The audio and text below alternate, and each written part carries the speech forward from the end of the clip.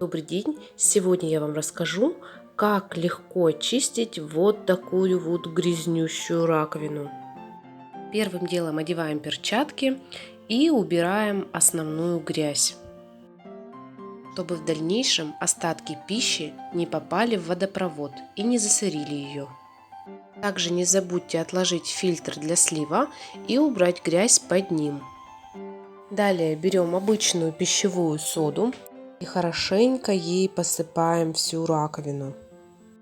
Не жалейте ее, ведь данный порошок стоит копейки, но чистит очень хорошо. Затем берем уксус и поливаем сверху на соду. И ко всей этой композиции добавим лимонную кислоту. Можно сразу же наблюдать мгновенную реакцию.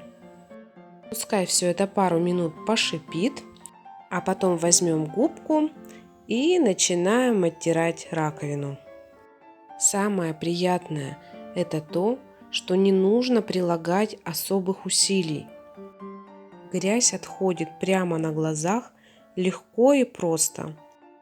А еще преимуществом данного способа чистки является то, что мы заодно прочистим и сам сток.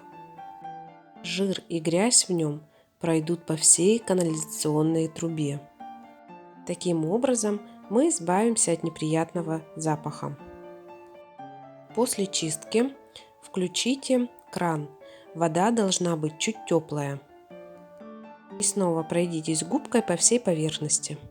В заключение возьмите меламиновую губку и отполируйте ей всю раковину. Благодаря данной чистке ваша раковина будет просто скрипеть от чистоты. А вы чистите раковину данным способом? Знали ли о нем? Напишите в комментариях. И спасибо за лайк. Пока-пока!